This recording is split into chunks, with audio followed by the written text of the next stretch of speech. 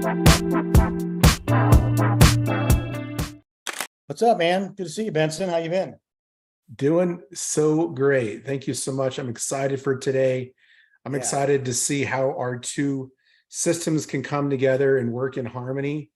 The meeting we exactly. had the other day just blew my mind. It was really cool to see how there's a completely different way of leveraging the data in our system to find amazing opportunities to generate revenue. And I'm excited for you to talk about it. Thanks for putting this together and having me. I mean, we've crossed paths for quite some time now, and I love the data that Privy provides. I love the platform. I come from the creative deal side, right? All about creative financing, deal structuring, which is sort of the opposite of what most people use the data for, right? They use the data primarily to find wholesale deals or cash offers, or they're trying to find something they can either fix and flip or buy and hold. We're looking at the data in an entirely different light, and I'm so excited to share that. So, we got a lot of people on here that probably maybe even know of us already, maybe have been maybe already are Privy users. This is going to be a great exercise on how to repurpose data that they didn't know that existed, some hidden tricks and techniques to get more deals done. And Yep. we created the whole deal evaluator software to take data, just like we're going to show tonight, and use it to find deals that don't work in other strategies. And hopefully we can add some value to the viewers tonight. Oh, we definitely will. I know that many people here, your mind's going to be absolutely blown when when you get to see what Nick is going to show you. But there's a process to this, right? And if you're familiar with Privy, we're a real estate investment software company. I'm one of the owners, or I've been in the business for 20 plus years. I've seen everything from buy and hold to fix and flip to wholesale. But guess what I haven't done any of? Creative deal structure. And so that's why Nick Legamaro is here, is because he's the expert in this way that I've never seen before. I've seen lots of like sub twos and seller finance, and I've seen a lot of these kinds of things that many different people teach and you can get educated on, but yours is unique. So I encourage you guys to stay to the end, because I'm going to show you first the main way of generating leads, doing local market education, really getting up to speed on what's happening in your target market and how to find leads. And then ultimately, there's going to be stuff that just doesn't make sense from the main strategies that we all know about. And instead of just dumping those leads down the trash, right? Because that takes time and money. Like lead generation is probably one of the most costly things in your business. And so if you're just throwing those in the trash because you don't know about another strategy, then that's bad on you. So pay attention, open up your ears, take some notes. And then at the end, we'll have some discussion about what we saw. Okay. Yeah, one other thing I want to add to that, we'll be giving some stuff away towards the end of this. But more importantly, I wanted to say it right now, we're going to move through this fairly quick because everybody's had a long day probably. And what we're going to do is, we're going to probably do some version of a half-day masterclass at some time in the very near future to really break this down at a really granular level, so we can give real true value and really show how to really take full effect of not only the Privy platform and the data, but also the deal evaluator software. And that's what you're talking about toward the end, right? You're talking about actually. Yeah, I'm going to share it. So I want you to go ahead and start and show how Privy is typically used, because we want to use that data too, right? We want to, like you just said, there's going to be opportunities where is it a traditional cash wholesale deal, or is it a buy and hold? Is it a fix and flip? Or we're going to add the secret element on how to use the data in a creative fashion. And that's when I'm going to jump in. So I'm going to be quiet and learn something new from you, like I do every time I hear you chat. Awesome. Well, you guys, so when Privy was first conceived of over 10 years ago, we were trying to solve a lot of the same problems that you're facing in your business every day. And it's, consistent deal flow, or you're spending money on ineffective marketing campaigns. You're writing offers on countless deals, but you're not winning bids. Someone always bids you out. Maybe you're getting a lead, or somebody sends you a property and you're running comps and you can't determine what the after repair value is. And then you can't determine what to offer, and then you don't take action. Or maybe you're doing wholesale, right? I know we've got a lot of people who use Privy for wholesaling, but they just can't find a strategic buyers list of people that are actually taking action in today's economic climate, because it's changing all the time. And you remember just 8 months ago, Nick, when hedge funds were buying everything, remember those good old days? Yeah. And now markets have shifted and the numbers have shifted. And so what we teach you is that instead of just looking for deals based off of where you live, what's convenient, what's comfortable, what's in your own backyard, look for deals based off of where the data tells you to look. And fortunately for us, we don't have to guess. We can see based off of the successes of other real estate investors, which markets are the best places to look. So location is, in my opinion, the most important thing when it comes to generating consistent deal flow. It's not which list you're targeting. It's not if you're doing text blasting or mailers or doing cold calls or, what book you read, whether it's wholesale or fix and flip or buy and hold, all that stuff matters. But if you're looking in the wrong areas where the ingredients are not present for you to assemble a deal, you're wasting your time. So if you've ever read a book called The 7 Habits of Highly Effective People by Stephen Covey, the second habit is begin with the end in mind. This is a tried and true business practice that people have been using for years. But in this sense, it means you don't look in areas where there's low investor activity. You only look in areas where there's moderate to high investor activity. And the things that you need to prove value, comparables, the data you need to analyze properties, rental comps, buyers, investor-friendly agents, those are all already present there. So why not just look for deals in those areas, right? It makes sense. You're probably thinking, well, duh, Benson, of course. But I can guarantee you that 9 out of 10 people don't look at it that way. They go drive around where they live, and now they think they're doing some business in their real estate business. Yeah, what I'll say to that, the greatest gift COVID gave us, honestly, is the ability to do things in a virtual environment. And Yes. as a result of that, we don't have to drive around our own neighborhoods anymore or look for deals in our backyard, because that's how we know we don't negotiate and we don't buy and sell any longer that way. So take what you're going to say very, very seriously, because I'm doing deals outside of areas that I would not typically have done as a result of the data that's now available. Oh yeah, that wasn't an option before, right? That would just literally was not an option before. Fortunately, now it's been proven to us that it is viable. And for a lot of people, it was scary and people were freaked out by that whole situation. But you can now operate in any state in the United States with the best data that's available and have access to all of the things you need to have the best possible outcome. Just high level, some of the things that you can get from Privy, you can get off-market leads. There's so many platforms out there that give off-market leads, foreclosures, absentee owners, vacancies, tired landlords, zombie properties. It's been democratized. Everybody has it. You have to have it. Okay, we've got that too. We give it 10,000 per month. We also have the public record data, so you can research properties, you can research homeowners, you can get information for doing skip tracing. We don't do skip tracing natively inside of Privy. We do allow you to export lists, though, like I said, for either doing off-market leads or building buyers lists. We're the only platform in the country that has direct to MLS data on scale. Now, why does that matter? Well, it's because the MLS is the same data that agents and appraisers use to analyze properties. And if you're cutting corners and you're going around and you're just trying to find comps on the internet, you're going to make a mistake because you're not using the best available data. Also, there's amazing deals you can get from the MLS. Most people think you can't get good deals from on market. It's absolutely false. In a research project we did with, I think, 5 select markets, 6 out of 10 properties that we counted as good deals, I think it was up to 70% of the ARV, all came from the MLS. So if you're ignoring MLS deals as a potential source for leads, you're missing out on the majority of the stuff that's out there. The problem is that people don't look for MLS deals properly. They look where they live. And guess what? You probably live in a crappy market. That's a technical term, Nick. I cited that from a business journal. It means you're looking in the wrong areas where the investor activity is not present. And if you are looking for an MLS deal in an area where there's no investor activity, you won't find deals. But if you can find the unrenovated deal that's priced appropriately, that's next door or down the street from a flipped house, that's a deal. So that the software does all that for you in an automated fashion, leveraging algorithms and copying algorithms, but it's all based off of what other investors are already doing in their business.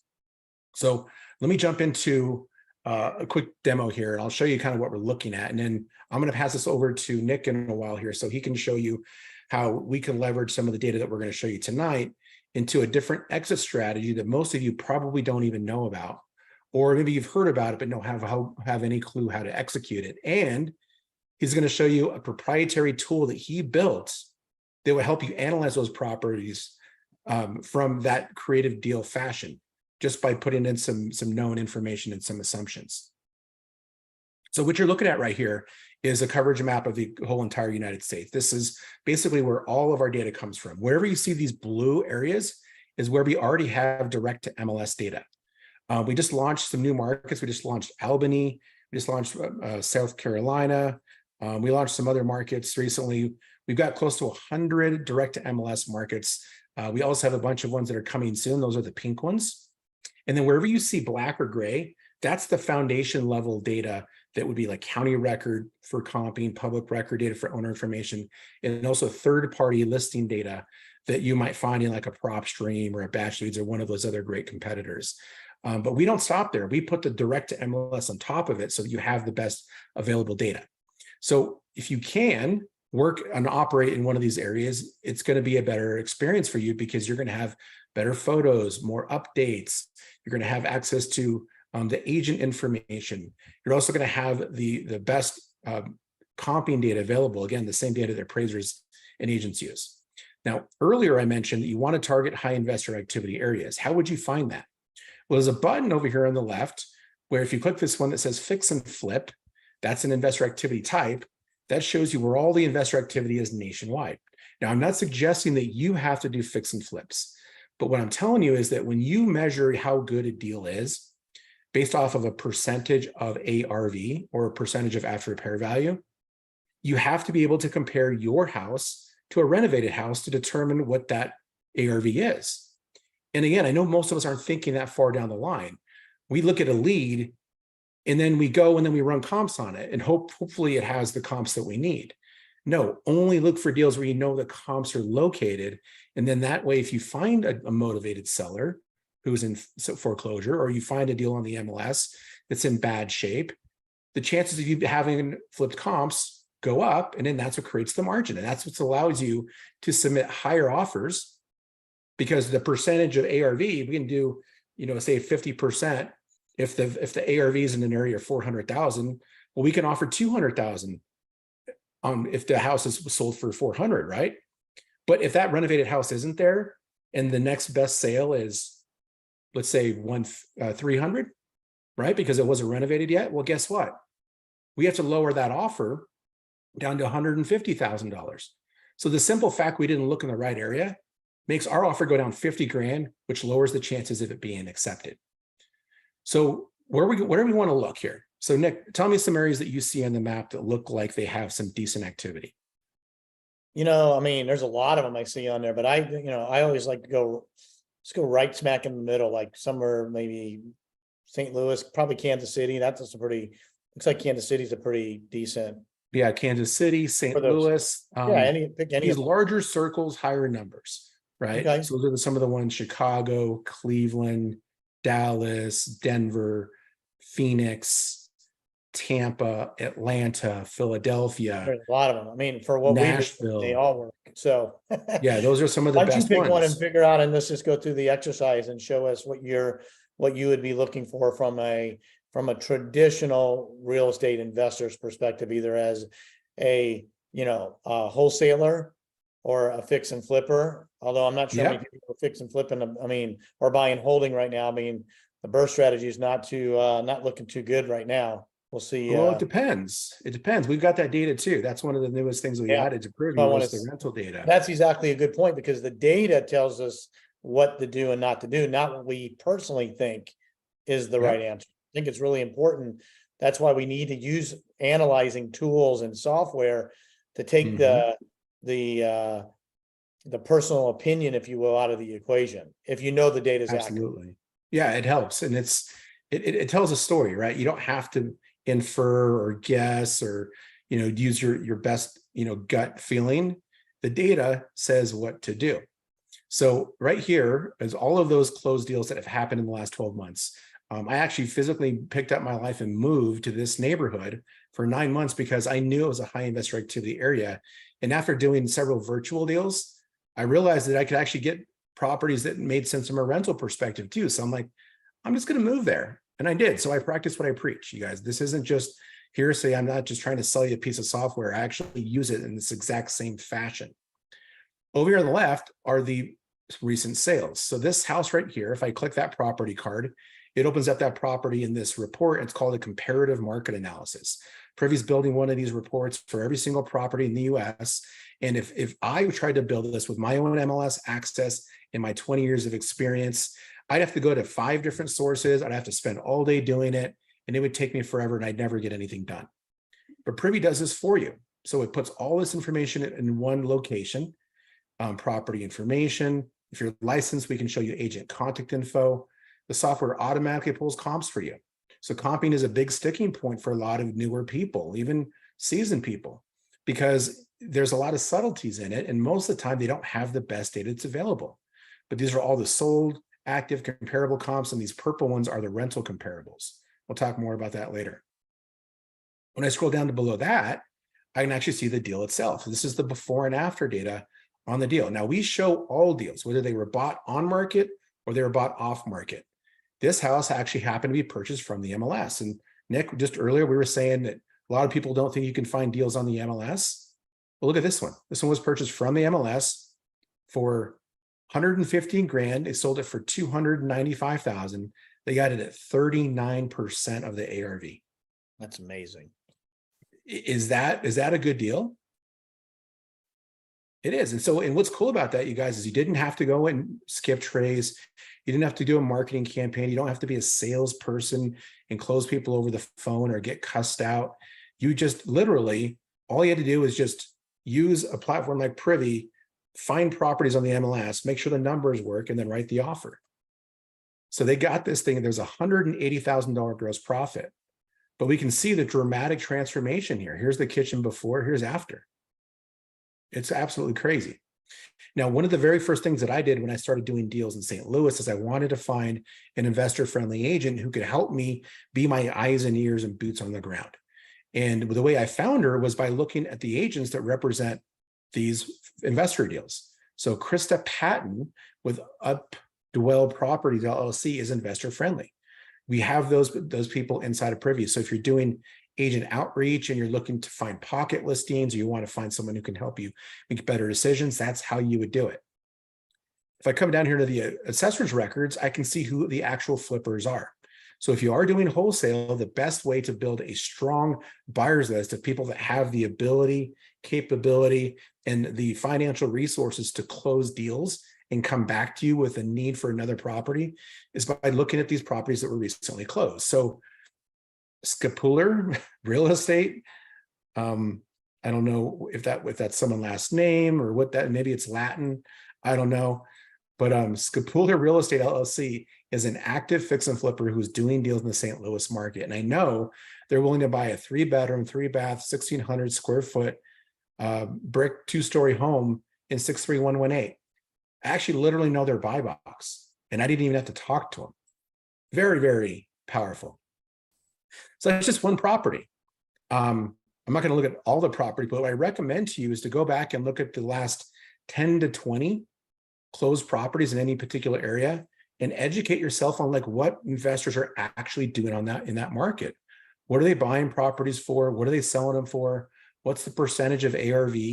And that will teach you what a deal is, because I guarantee you, most of you haven't done research enough to know what a deal is when it sits in front of you.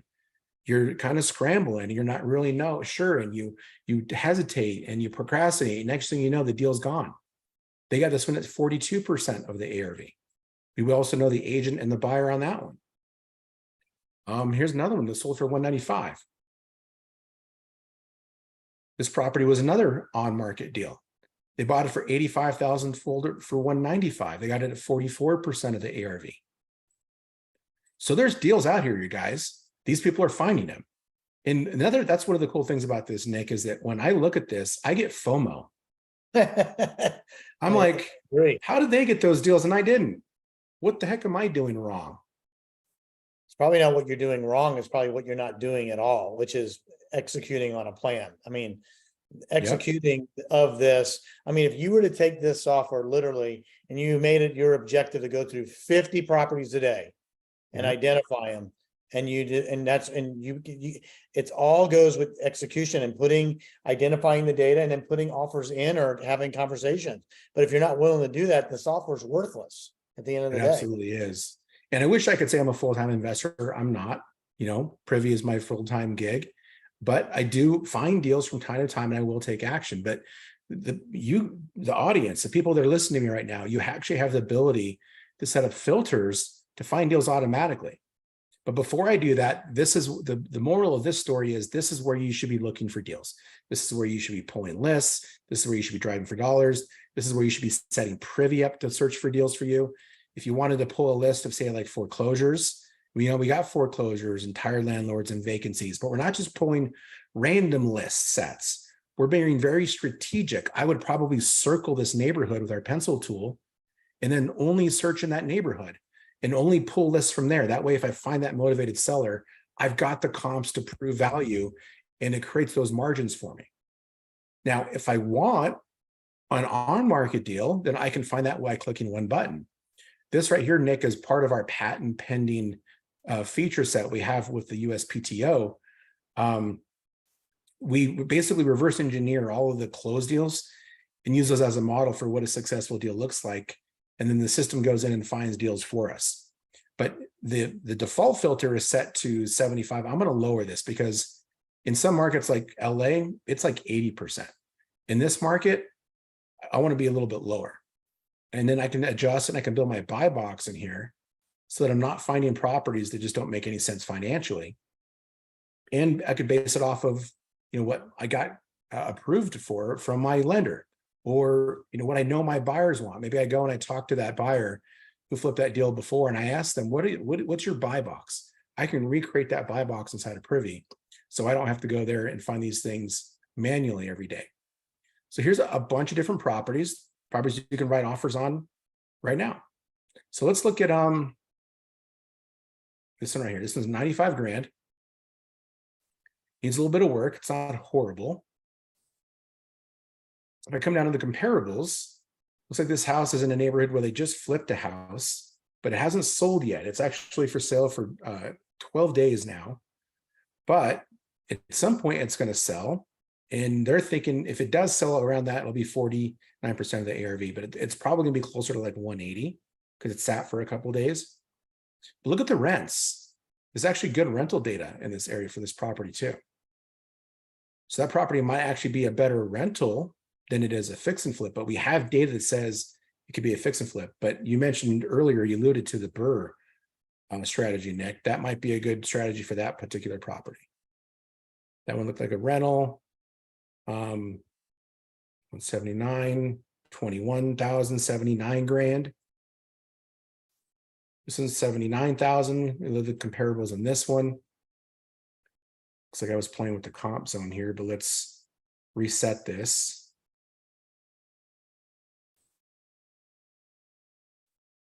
Yeah, I think what's important for folks to understand is that, not all strategies fit all properties that you're analyzing, right? And that's why having multiple strategies for acquisition and disposition only betters your chances of getting the deal done. So, some properties may only be best suited for wholesaling, assigning them for a fee. Some might only work as buy and hold. Some of them might only work as fix and flip. Some might not work for any of those. And the only strategy is maybe something creatively. So you just don't know until you run the numbers and you analyze the data that you have available to you to make the best informed decision. 100%. Yeah, and this one has comps over 200,000 as well. So there's another potential deal. So you guys, you can run this analysis in any city, right? This is just one market. If I do the same thing in Chicago, and I zoom a little bit closer, it's going to find deals here, and you can have searches saved in multiple markets across the US. You can have searches saved for buy and hold properties. You can have searches saved for different scenarios, and you can have searches saved for what Nick's going to talk about here in a second. But look at these numbers, 124 grand. This house is for sale for, and it's right down the street that just was fix and flipped and sold for 310. So this house at asking price is at 40% of the ARV. That's without even asking for a discount. Now, some of the properties that we're going to find in Privy have less equity, right? And so what do you do with those? Do you just pass up on those properties? Well, no, you don't just pass up on those properties. But here's one thing that we can do. So Nick, I'm going to transition into the next strategy here. Did you want to do it on your end? Do you want me to do it? You know what, why don't you, since you have this up, why don't you go ahead and just sort of do a quick overview of what we're talking about, and then I'll jump in, I'll take control and I'll walk through some slides on why we do this strategy, and then we'll actually do an actual deal with the Privy data so I can, articulate and show the value, if you will. Which market do you want me to target? I would say, I think we were looking at a couple of them. Why don't we do let's look at Kansas City. I think we were looking at Atlanta and Orlando, but let's go Kansas City. All right, so let's look at Kansas City. So there are some opportunities here that could make sense from a foreclosure perspective. But let's go ahead and we're going to change the percentage. So right now we're capping it at 55%. With Nick's strategy, it works better if there's less equity.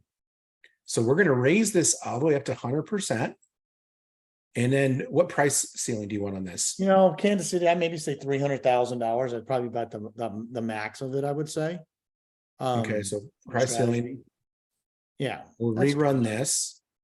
And so now this is going to show us all the stuff that's here, and it's going to show us things that wouldn't make sense from a foreclosure perspective. All right, so let's go ahead and sort these results. Not foreclosure, wholesale or fix and flip. And I'm going to reverse the sorting. Okay, so here's, I reverse the sorting on these. Okay, yeah. So these are all, and so what we'll show is that the nice thing is that we can take the data and download it into an export, and then sort and do data analytics from the spreadsheet. But what I like about it on this level, because you don't need to do so many of them, you can do it at the property level and get a lot more data real time from working on that. So you know what, let's go ahead and let me go ahead and take the screen over, and let me go through why we do what we do. So when we get to this point, when I pull it back up, it'll make sense, because it's a little bit different strategy than what you've shown, but how you can look at a property and go, oh, this is a good opportunity for fix and flip, or this is a good property for buy and hold, or this is potentially a good property for something creatively. So let me get my screen share on here. So the properties that you're going to show us were found doing the same filter, you guys, that I just showed you. Yeah. So you raise the percentage to 100%, and then you reverse the sort. So the ones that have the highest percentage of ARV show up at the top of the list. Sounds backward, but Nick's going to show us why that's exciting. Yeah, well, it's exciting to me. We'll see if it's exciting for anybody else. All right, let me share the screen here, and let me go through these. I'm just going to go through at a very high level, some just information here. Okay, so I built this software, Benson, around the data, right? The data sources. We get data from all different places. All right, the software is agnostic. It doesn't really care where the data comes from. But at the end of the day, we want to take data that we can download from inside of Privy and then do some calculations that are difficult to do manually and see what the potential outcome is going to be. So I used to do this all on a spreadsheet. Well, spreadsheets are a little bit hard to do, so we sort of gave that up and built an actual SaaS product. So let me run through a couple slides real quick. So what is Deal Evaluator and who is it for, right? Well, it's for people that are trying to do more deals without doing a couple things, like, be able to add triple, quadruple. I've got people that are doing 5 times more deals than they did in the previous, because they were so focused on one market or one strategy. But the best part about it, you don't have to spend any more money or on marketing. It's already there. You're just looking at the data a little differently. And the strategy works and the software works extremely well in declining markets and increasing interest rates. We talked a little bit about BRRRR strategy. Well, it was a lot easier to do the BRRRR strategy when rates were 3% than they are when they're at 7.5 or 8. Doesn't mean you can't do it. There's just less deals to do. Okay. So who is this really for? We call it Be the Bank. It's really for anybody that's a wholesaler, fix and flipper, realtors, and landlords. And we're going to show how they can take those exact data points and marketing that they've already done and look at the data and information a little bit better, and hopefully come up with another potential deal that they didn't think even existed. Okay. So let's go here. So, real quick, because a lot of people may not know who I am. Again, Nick Legamaro. I'm a creative financing expert. I've been doing this since early 2000, before the crash in 2007, 8, 9. I've done over 1,200 creative financing transactions. I even had a seller financing private mortgage company that I sold to a federally chartered bank. A published author. I have a creative deal maker academy with my partner Eric Sage, where we teach these sort of high-end structuring tactics. And then I created what we call the perfect note blueprint, which is basically managing the transaction after you find the deal. And then, of course, we're going to talk about today is the deal evaluator software. In a future, like in the masterclass, we'll get into some of this other stuff. I really want to spend 15, 20 minutes on this and really just go through at a high level, because I can never cover it even in an hour probably. So what I have here is this sort of like, I call it turnkey deal management, right? So, and I just want you to visually see what this means, because it's one thing to have good data and to have a plan, but the real estate transaction is massive, Benson, right? It starts from finding the deal first, then acquiring it, then everything in between to get to the disposition to get paid. So what I did here is I just put it all in a visual thing. Well, Privy is the data source, which is how we find the deal. All right. Deal evaluator is how we're gonna show that here in a second, how you would evaluate it to see if it's a deal or not a deal. And then when you get into the USA Home Partners, the No Creative Blueprint, and the No Pro, that's sort of the back inside of it, the turnkey side of it, to make sure that you create it correctly, you structure it right, and you get out the deal. And then lastly on here on this slide is the Creative Deal Maker Academy, where we take high-end real estate investors and really show them how to really grow their business. So I just want to show that, people not to freak out when they see what the deal evaluator does, because there's a system for all of it that we're not going to necessarily talk about today. We're just not going to leave them hanging. Okay. All right, let's go on. Let's get to the good stuff. All right. So I don't know if you've heard this or not before, but right now everyone is a creative financing guru. I don't know if you hear that much on the streets, Benson, but I hear it every day, right? Everybody now, the cool thing to do is go do creative deal structuring, sub 2 seller finance, sub 3 hybrid this, whatever. I mean, I've been doing all of this for a very long time. And the truth of the matter is that not everybody is a creative financing guru. And the reason why I know this is because I'm not going to go into details on this, but through the note creator side of what we do, there's a bunch of compliance and a bunch of underwriting that has to be done to protect everybody in the equation. It's super, super important. And if you don't have people on the team that are doing this for you, or you understand what it is, you're dealing with a situation that you may not want to be getting into. So I'm not going to give you legal advice or accounting advice or anything like that. I'm just saying, make sure that you understand who is providing the consulting or the education side of it. Okay. So I'm going to talk about a 100K payday example, Benson, because most of these deals that we do, and we're going to show, are deals that are low equity, no equity, or negative equity, but we're still able to produce $100,000 plus returns. And I'm going to show that here in a second. But before I do that, I want to talk about what I call my $6 million mistake. Okay. And it took me about 400 deals to figure out this mistake. And it wasn't like I lost $6 million, Benson. I lost the opportunity to earn an additional $6 million because of the structuring of what I was doing inefficiently. Okay. Super, super important. And that's sort of what was the precursor to the software that now exists today. Okay.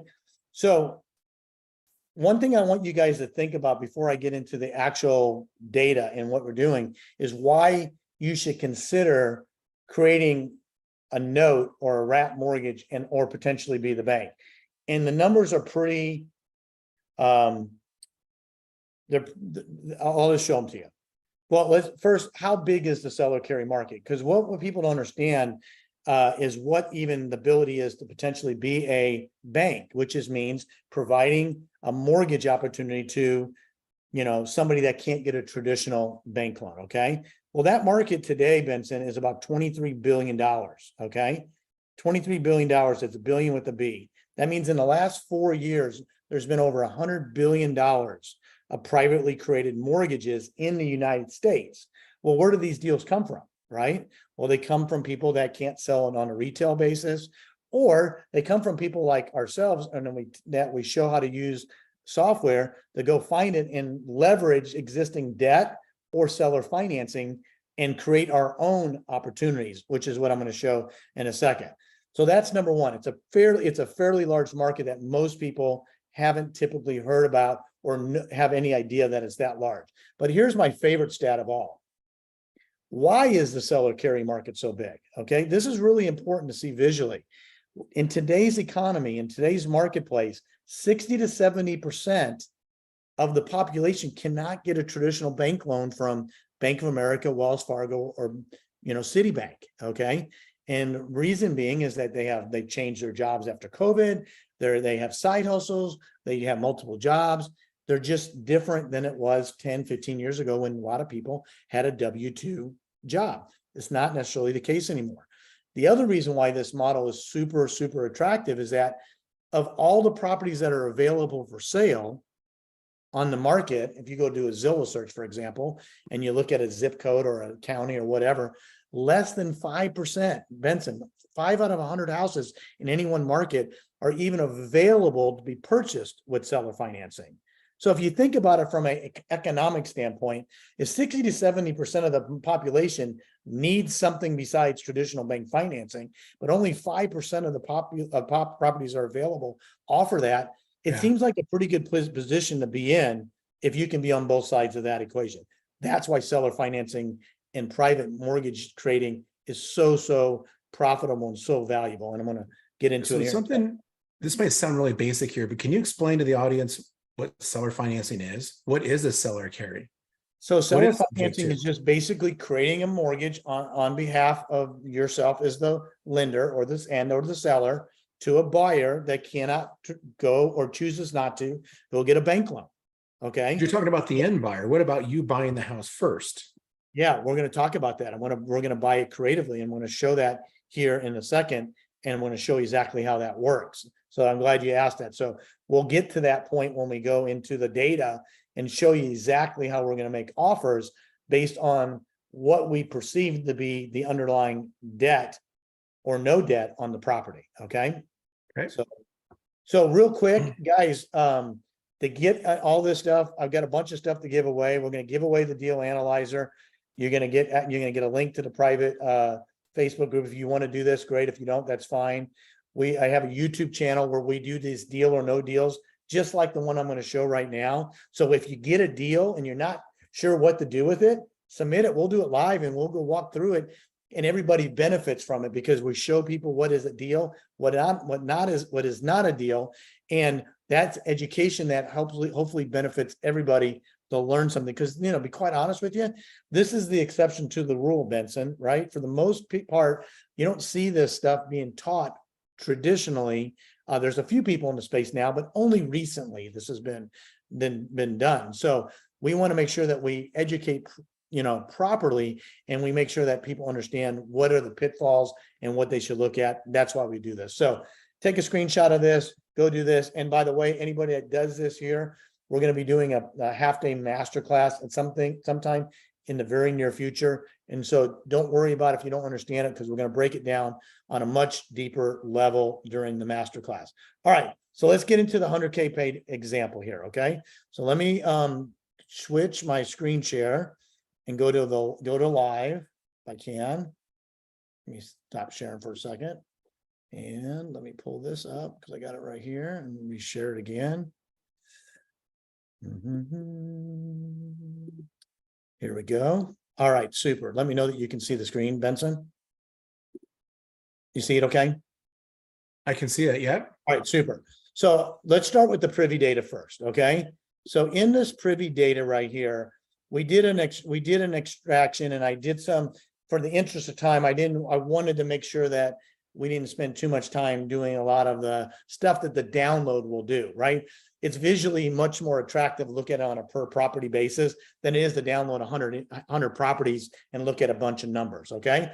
So I identified 6 of them here, and I want to go through them real quick and explain exactly what we're looking for. So in the filter, we've already showed what some of the filters are, and we'll provide these the filtering avatars, if you will, through the follow-up. But let's look at this first deal here. Okay. So some of the stuff that I like to personally see, I love occupied properties. Okay. It's got a bunch of furniture. That's cool. That means it hasn't probably been remodeled. And if it was, it wasn't done recently. This is not an investor property, right? More than likely it's a homeowner's property. So that's number one. The next thing I want to look at down here is I'm going to start looking at some of the details. Okay. And in the details, I can learn some other stuff in here, some just general stuff. I get the comps if I need the comps. But then the most important thing I want to look at public records. And I want to go to the mortgage history, because the mortgage is what I'm really the most interested in. So if I look at this property right here, it tells me that this was a note that was created almost exactly 2 years ago. And the note value that's recorded was about $128,000. So I can see real quick here that if they're asking 272 and it's in a 0128, they're not really asking for $272,000, Benson. They're really looking to pocket somewhere, whatever this difference is, less expensive. So this is a sort of we're not going to go through this deal because it's a little bit more detailed. We call this a hybrid deal, where we take it over subject to the debt, which is this nice 3% mortgage. I joke about it right now. I mean, Jesus can't go get a 3% mortgage right now. You know what I'm saying? And at the end of the day, this is the asset this is the most important part of this deal is the debt. So if I can structure a deal with the seller, give them what they're asking for and what they want, they can give us something back in return. It's a win-win for everybody. So I'm not going to do this deal, but this deal right here is everywhere. This deal is everywhere where there's a lot of equity in these deals. We got to somehow come up and pay for that equity. Maybe we get the sellers to in, maybe we got to borrow it. But these deals right here are everywhere and they're super, super valuable. Okay, let's go. I'm going to come back to this one. Let's look at this one right here. Let's see again. Same thing. This looks like it's People live in it. Yeah, it looks like it. Let's go to see if there's any public data on this one. Let's go to the mortgage history. So this one's a little bit older. Okay, it's about 5 years old. The rate's 4.38%. The rate's not as low, but I've got an extra 2 years of pay down on that 30-year debt. Super, super important. I'm not going to get into the details on why that's important now, but if you understand amortization and how amortization works and how to leverage it, this is what banks have been doing for years, Benson. Okay.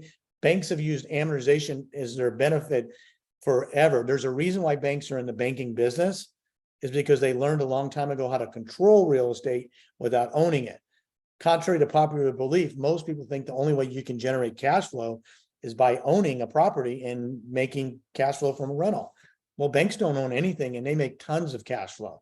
And that's exactly the premise of how we operate. Think, act, and be a bank.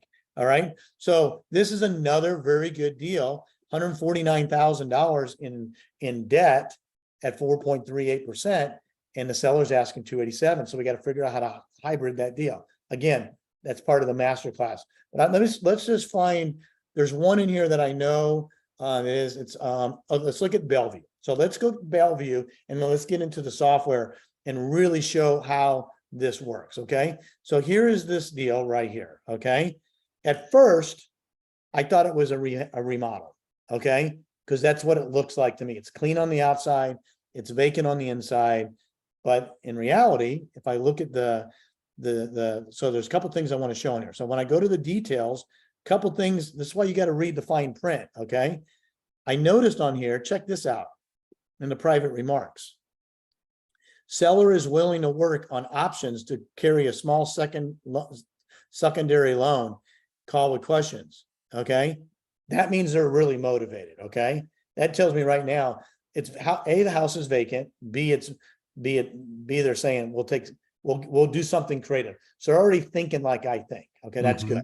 But let's go into the actual public records and look at the mortgage data itself. Okay.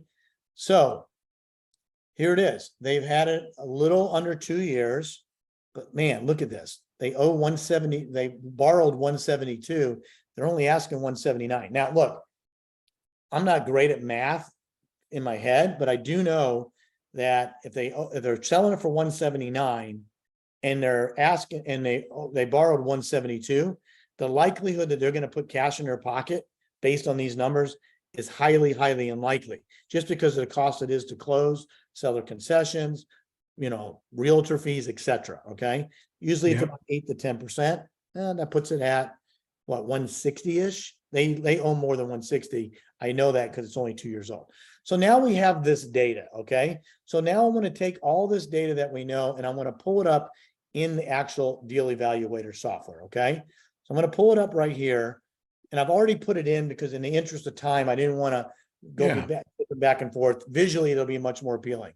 So I put the address in right here, and immediately it populates it over on the right side. We're building this summary here, okay?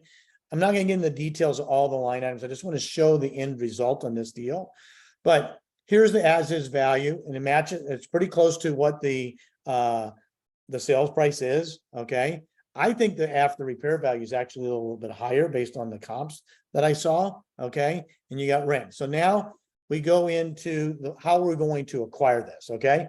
Now I haven't even had a conversation yet with the realtor, or if it's a direct to sell, I haven't had this yet. I'm trying to figure out what I can afford or what I'm willing to pay so I can make appropriate offers. So I do know that I'm going to need to buy this property subject to, because we already know the existing debt is extremely valuable. It was 3.05%.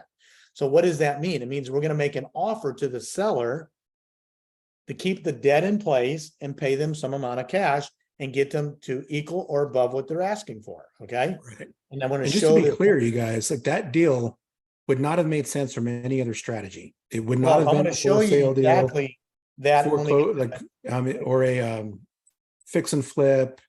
The rentals was okay, it was decent. But if you're looking at this property from a traditional standpoint, you would have passed up on it.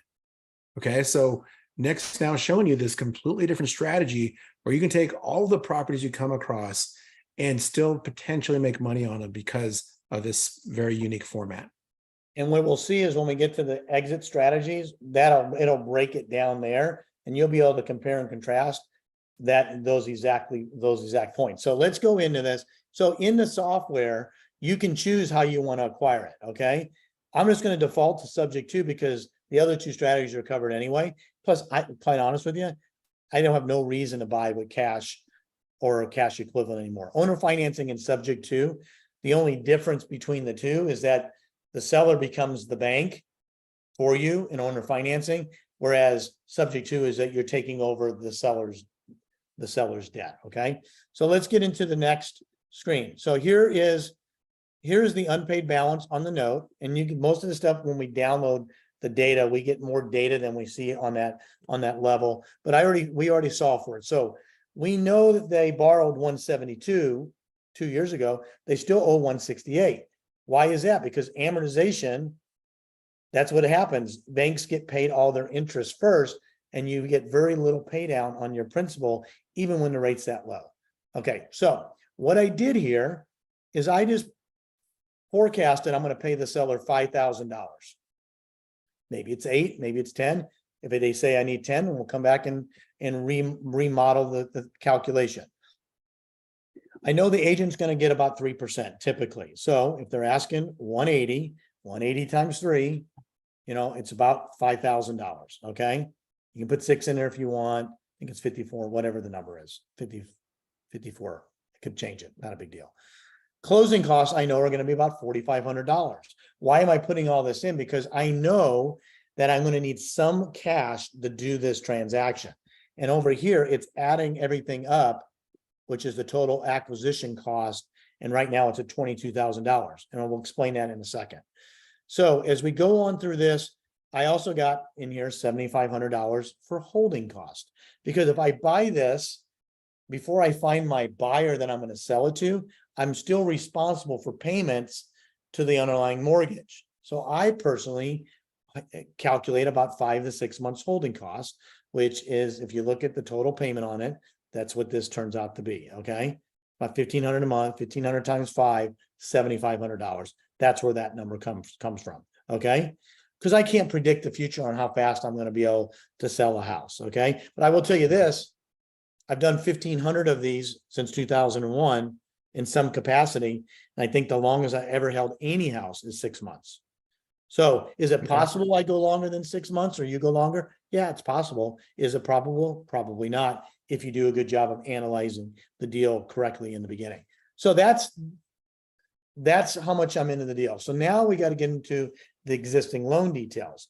I prefer a mortgage statement, which comes from the seller or the agent, but we're before that point right now because we're looking at data that we're trying to look at a high level and determine if this is even worth a phone call to the realtors. Okay. Because a lot of people just do agent outreach and make phone calls, which is cool.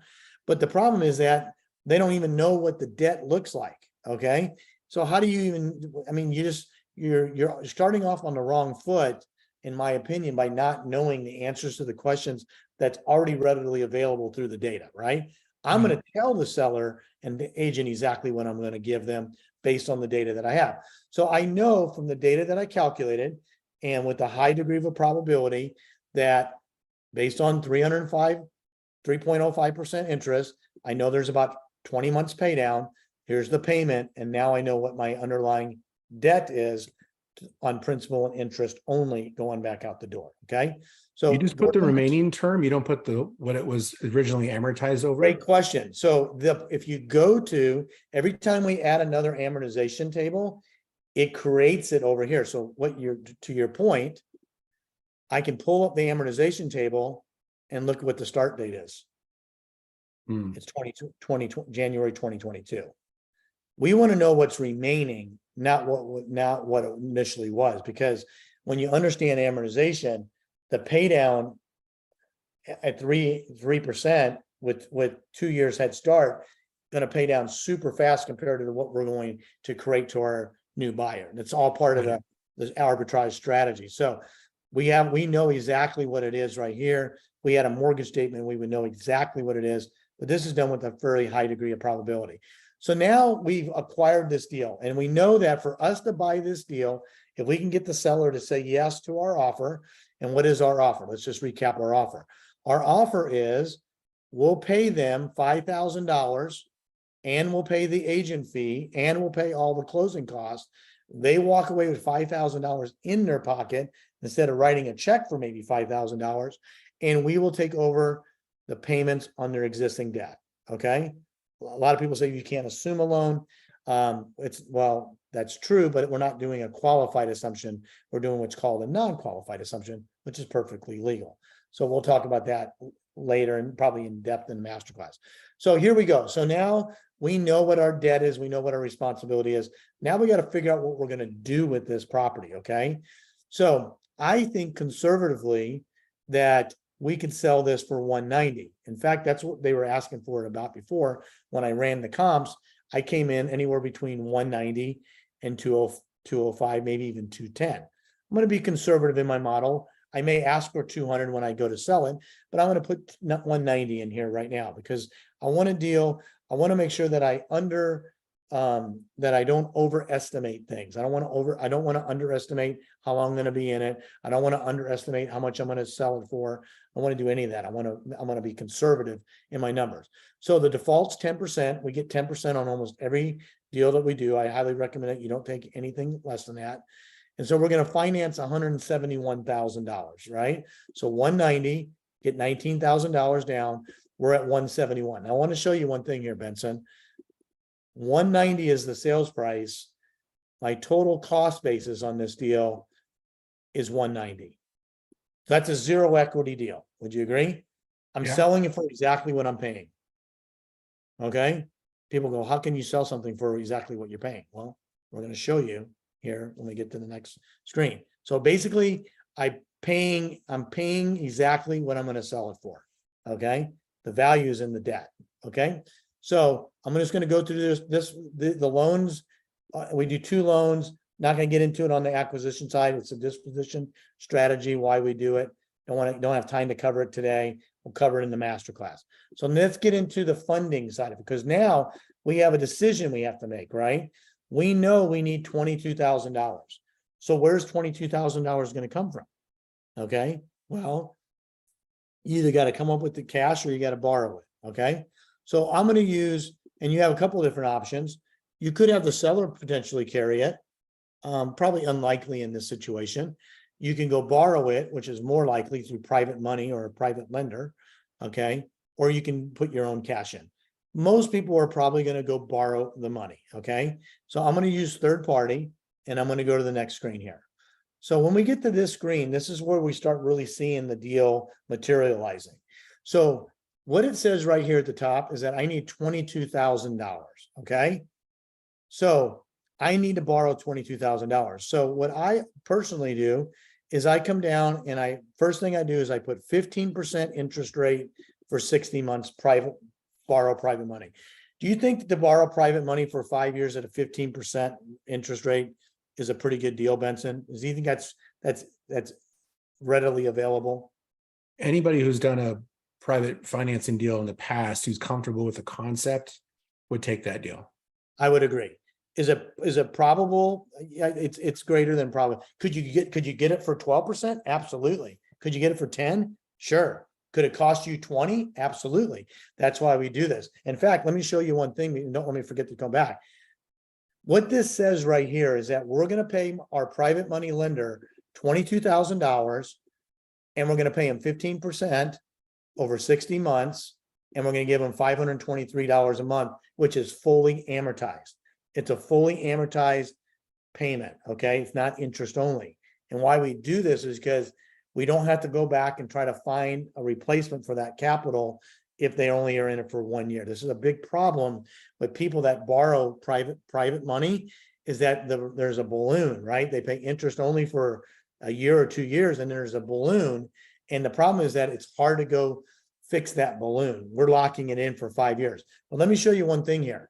Let me show you how valuable the software is and what this deal does. Let's just say that my investor, he wants 20%. Let's just see if it works. I can come over and solve it. Look at that, Benson. I can pay 20% and I'm still cash flowing $241 a month while I'm paying it off. Okay. So I'm going to go back to what is probably going to get. And when I solve for it, that now this whole thing says I'm going to make $301 a month cash flow, net cash flow on this deal. And I'm still paying my lender $523 a month. And I'm still paying Wells Fargo, whatever that debt was. Okay. You follow me up to this point? Yep. Okay. So now let's get to the really good stuff where people go, oh, I still don't understand. Well, let's just show it. So now we talked about the different strategies earlier. Okay. So let's look at the first one. So the estimated cash offer. So if you're a wholesaler and you saw this deal and you wanted to make a wholesale offer, typically speaking, wholesalers, depending on the market, on average, are probably offering somewhere around 70%, which is the maximum allowed offer, less repairs, less profit. Okay. Say it's 80%, doesn't really matter. They're going to have to offer around $140,000. Okay. Okay. Well, we already know, we go back to the property purchase, the seller owes 168. Okay. So I don't know about you, Benson. I'm not saying it's impossible. I'm just saying it's improbable that a seller is going to write a check for $28,000 to get out of this deal. Would you agree? I agree. They would probably rather take five. Well, Yep. they would That's rather why they take put that in the $5,000. remarks, that they're willing to carry a small 100%. note because they know they're in a corner. 100%. So a wholesaler is never going to get this deal executed for that cash price, especially when the seller might have another alternative, which is carrying back the debt indirectly by leaving the note in place. That's number one. Let's look at the cash flow. Okay, based on the calculations that we have in the algorithms, the cash flow on this is $37 a month. Okay, $37 a month. I don't know about you. I don't know how many times you can buy a no equity deal and make $37 a month and feel that's a good investment, even with the underlying debt in place. But here's the other kicker to this, okay? You still got $22,000 of debt that you borrowed in conjunction with that. That has to get paid at some point anyway. So this fails the buy and hold model, even buying it with the debt in place. So really what it comes up to is that the strategy that we do almost all the time is this last strategy right here. And what's important on this is just a summary of what we know so far: cash to seller, purchase price, acquisition. But here's the main numbers. It says the monthly cash flow that we're gonna, this is everything I'm talking about to us is net. There is no expenses being a bank. Think about it. The bank gets their money. They get their principal and interest, and the borrower pays the taxes and insurance, repairs, maintenance. That's on the homeowner side, right? Remember, we're going to become a bank here. So in this example, the monthly cash flow, even with the gap funding in place for 60 months, is still $301.36. You follow me? As soon as that 60 months expires and we paid off our private money partner in this deal, our cash flow goes up to $824 a month. Okay.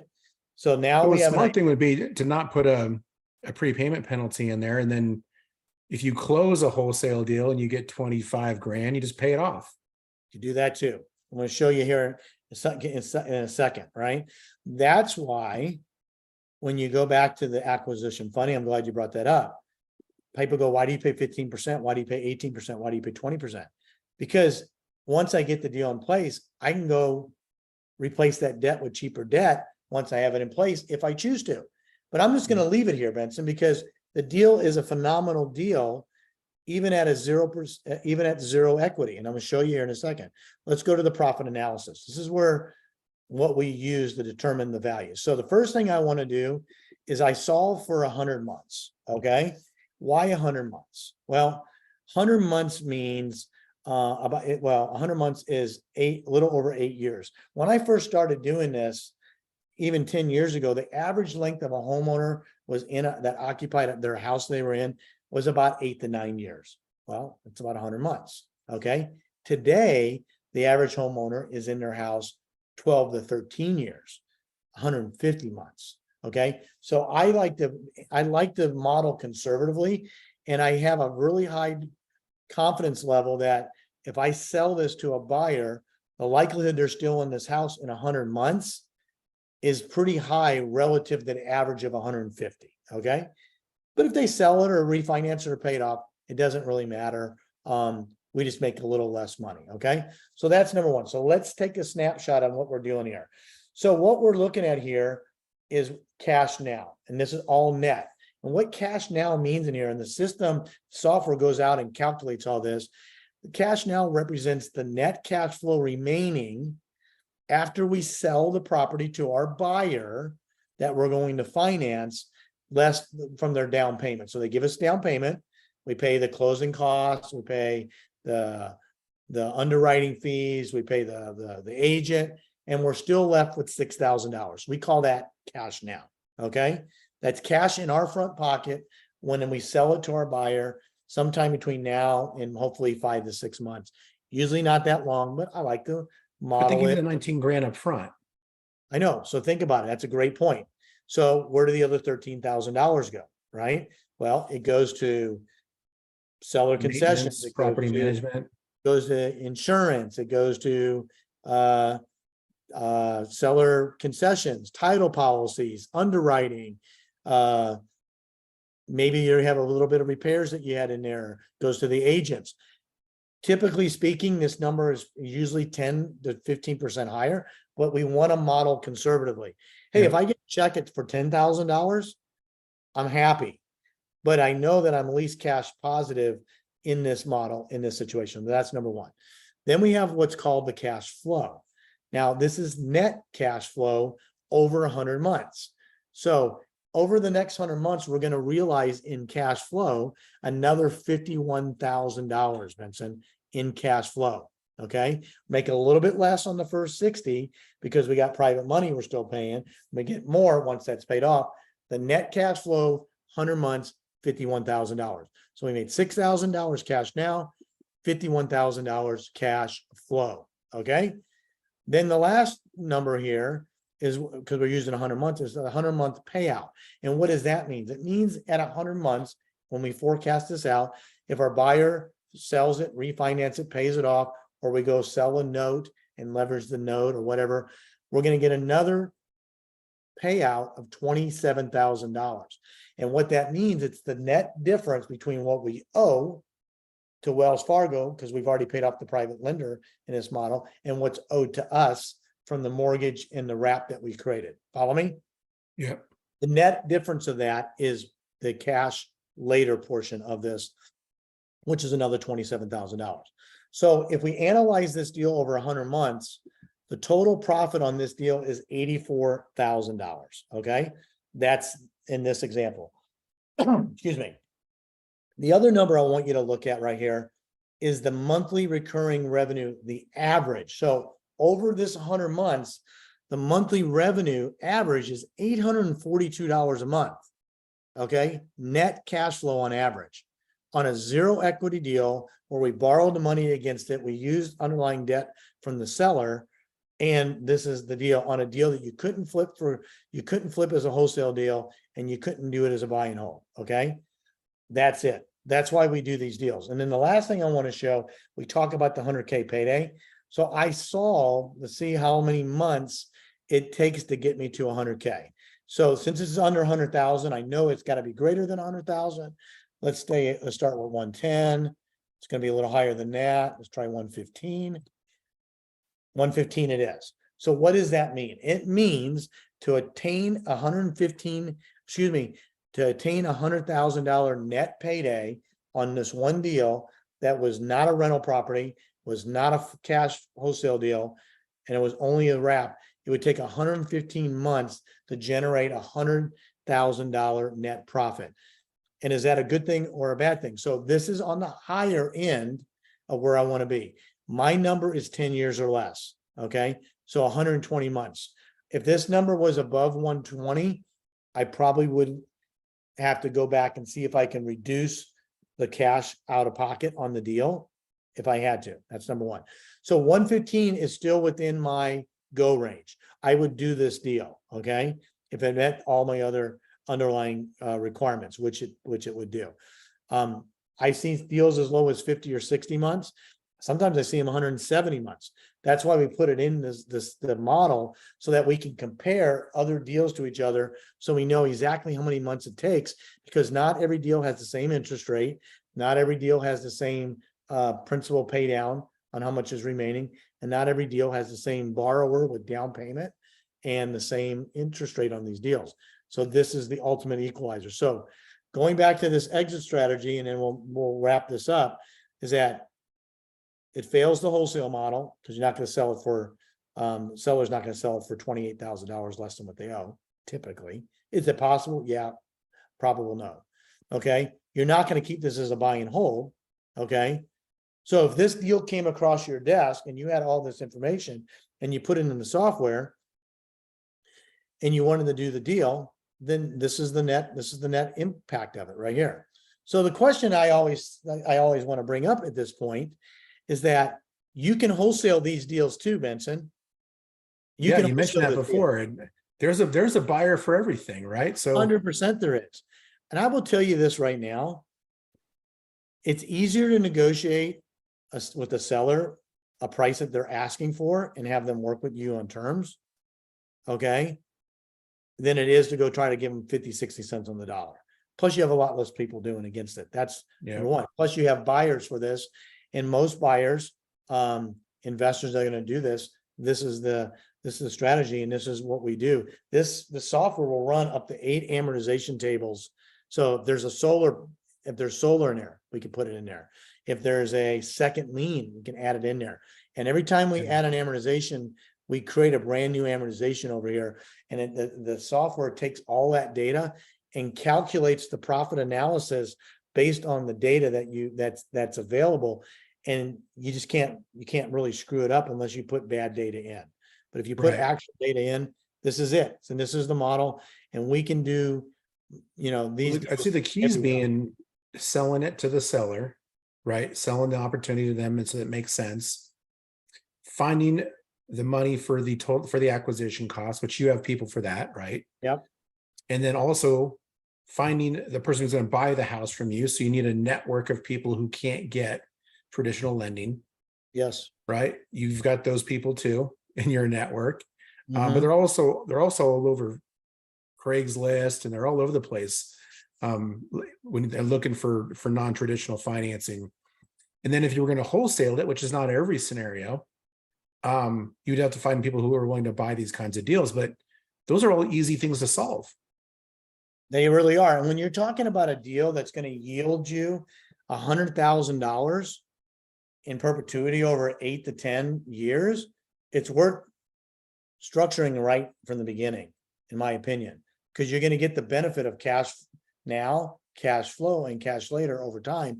And it's a great cash flow model. I mean, how many deals do you need to do if the average deal makes you $300 a month cash flow and then goes to $800 a month, and you do one of those a month, right? If you only did one every quarter, you did that, you put 20 in a portfolio. Now you're making $10,000 a month in net cash flow. You did the work once and you're getting the benefit of it. The challenge when you're a wholesaler, it's a job, right? You got to continue to do it over and over and over again. If you don't do a deal, you don't get paid. If you're a buy and hold investor, then you got a bunch of other issues you're dealing with deferred maintenance, property management, insurance, taxes, liability, and stuff along those lines. So that's pretty much it. I want to go back to the other thing. Benson, what other questions do you have, or that we want to? Well, let's do those at the end. I want to give everybody a chance here who stayed for the whole presentation, a chance to get access to these tools so they can implement them into their business. And then you guys, Nick did say he's going to do another follow-up training. He goes more in depth. So we'll let you know how to get access to that. But for those of you that don't have Privy yet, you saw how powerful it was to analyze properties, to get access to direct to MLS data, to find investor-friendly agents, to get real deals sent to you every single day that have deep discounts, but also to find properties that maybe not everyone's going for. Maybe those properties that have higher equity or no equity or negative equity. And we showed you how you can adjust the filter inside Privy to find those opportunities, people who've already raised their hand and said they want to sell them through the on market. And you could certainly find some off market too. It just requires a little bit more marketing and sales ability, but they're there too.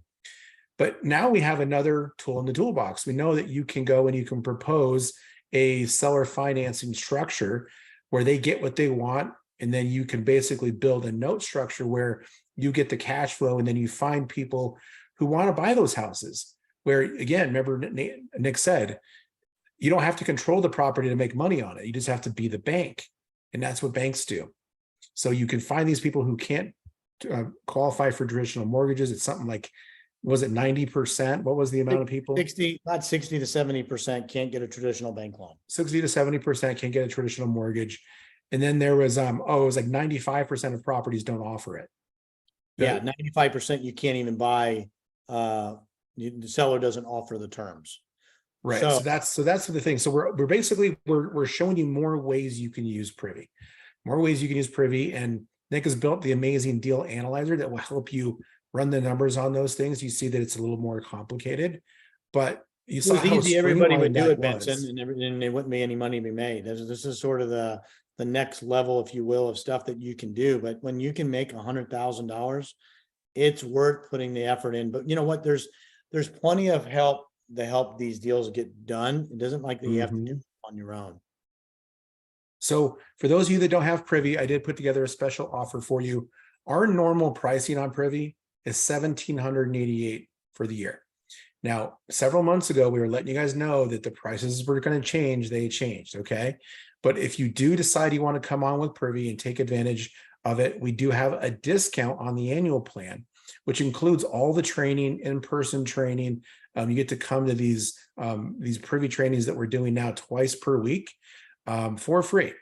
So $1,788, but I'm going to take it all the way down 30% off to $1,252 for the year.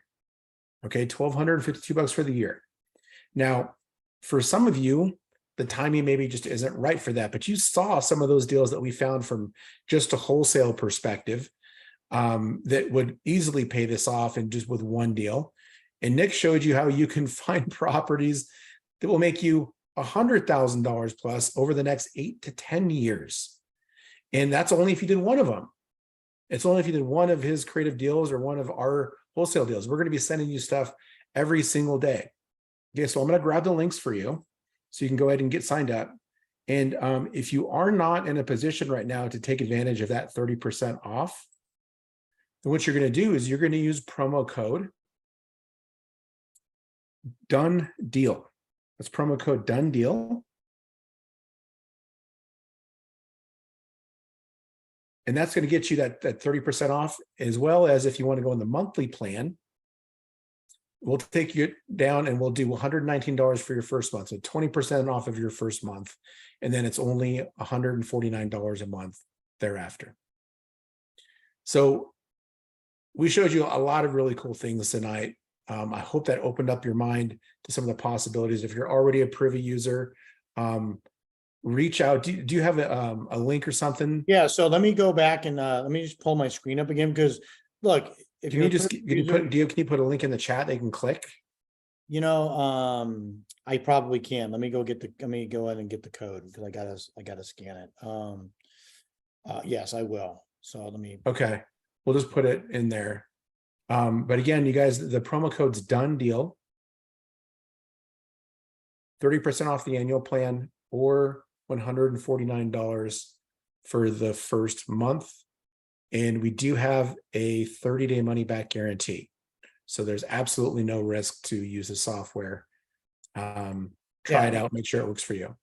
Great. And we also do this. We also do the same thing, try out the deal evaluator, run some deals in it, come on our Deal or No Deal Live that I host almost regularly on a daily basis, submit a deal if you're not sure, and just test drive everything and make sure that it's what you ultimately need to run your business. So let me put this link in the chat here. Okay. Yeah, put it in the chat. You go there. You can go ahead and click on that, and then you just put your information in. We'll get you access to the deal evaluator. We'll get you access to the any of the other materials that we have, and get you access to our other stuff. Don't see anything in the chat. I just reposted it. You sent it to hosts and panelists. Oh, gotcha. Perfect. All right, super. Yep. Oh yeah, panels. Got it. And then for those of you that have questions, let's see here. Shaka, yes, we are recording this. This is streaming live to the Privy YouTube channel. So you can come here and you can watch that later on. And then we will also, make sure you have access to all the information you need. But here's the link. That's, once we end it here, it's I think it maybe processes for a little bit of time, and then it will be available to see again.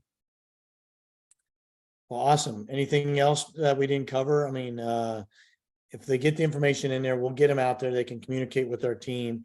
Happy to help people get these deals evaluated, underwritten, and start making cash flow, or even just maybe we're even a buyer for some of these. You just never know. So happy to help any way that we can. Awesome. Well, I want to give a shout out to everybody that's on YouTube. Nav, thank you so much for being here. We got some other people who were chatting. Gloryful, Quentin, Barrett, and let's see, Danny as well. So thanks everybody. There was another group of people that were watching us on YouTube. Thanks everybody for being here. We really appreciate it. Nick, that was really insightful, just really eye-opening. This is the second or third time I've seen it, and I'm really excited about this strategy. I think it's so unique, it's so different than what's out there. And again, like you said, there's a lot of people doing sub 2, and sub 2 is great. There's some really cool people out there that do it. This has a different twist to it, right? It does, and it can, but you know what? It doesn't matter. Just add one more tool to the tool bag and, you know, be able to monetize leads and deals that you didn't think that you could do before. Like I said, even if it's only 1 or 2 or 3 extra a year, what does that do to your bottom line? It's pretty impactful, and it's worth taking a look at and evaluating a deal with. Love it. All right, everybody. Well, have a fantastic evening. Thank you, Nick. Thank you so much for your support and everything. And then let's stay in touch on the next steps. But thank you so much. All right, guys, you have a good night. Bye, everyone.